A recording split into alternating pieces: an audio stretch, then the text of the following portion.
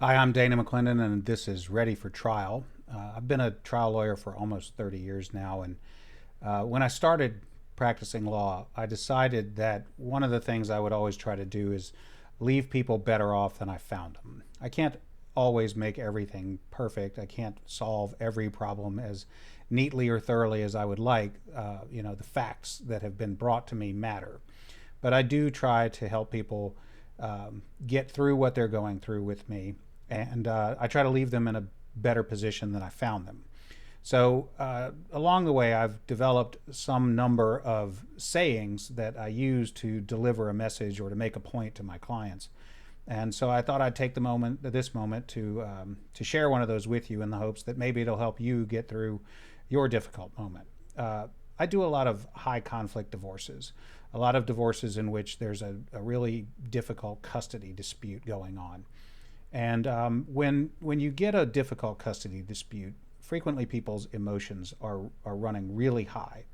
And frequently people spend a lot of time in their own head, um, thinking about things mostly or maybe even exclusively from their own perspective. And sometimes what I need to do is sort of take people out of that mindset and reframe and help them reframe what they're seeing. And that's not only for their benefit, but for the benefit of everyone, most importantly, their own children. So the saying that I sometimes use to help people reframe is don't ruin the wedding. And when I say that to people in a custody case, they think of their own wedding. Usually they think, what do you mean ruin the wedding? That was 10 years ago, 20 years ago. No, what I mean is don't ruin your kid's wedding. And I go on to explain that if you want to ruin your kid's wedding, which of course no one does, but if you want to ruin your kid's wedding, you have to start now. You can't just wait until 2 days before the wedding to ruin it. I mean, I suppose you could do that if you just went out of your way to sabotage it. But the reality is that I've been doing this long enough to have seen families go from married happily to divorced unhappily to children grown up and leaving the home and going through graduations and weddings and the birth of their own child. So I've watched families evolve over time. And what I've learned is that if you're going to ruin your kid's wedding, you have to start that years before the wedding, by doing things like pitching fits over little things that are you putting yourself ahead of your kid's best interest. And people do that unknowingly sometimes. They do that in an effort to get some kind of revenge. They do that in an effort to justify their own status or their own belief in their victimhood. They do it for a lot of reasons. And if I'm able to get someone to pause and think about where the decisions that they're making in the present lead, sometimes those people will think, you know what, you're right. I don't want to ruin the wedding. How do I not ruin the wedding?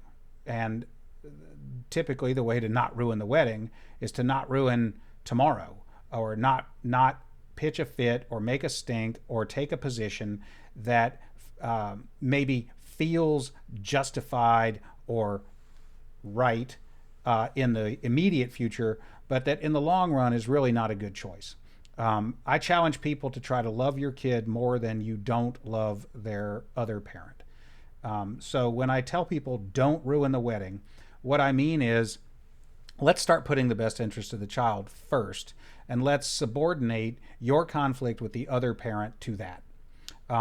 If it's not always easy for people to do, because a lot of times by the time they've gotten into this high conflict divorce, they are so committed to their own vindication. They are so stuck in the patterns and decision making that have led them to this divorce, this high conflict custody case, that they cannot break those habits. So one of the things that I try to do in a high conflict divorce is de-escalate and reframe. When people listen to me, they typically start to have a better relationship with their own kid. They typically start to have a slightly improved relationship with the other parent. And I can promise you it plays better at the courthouse. It is very difficult to justify decisions to a judge that the judge knows lead to eventually ruining the wedding. So the advice that I give people is not only driven by trying to, let's say, win their custody case, but also driven by trying to literally improve their lives and leave them in a position better than I found them.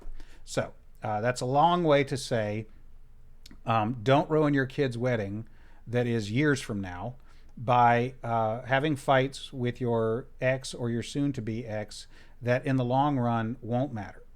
This is Dana McLendon. That's my pro tip for how to manage your custody case. This is ready for trial. Click the subscribe and the like and leave a comment. And I'll keep doing this. Until next time, thanks for watching.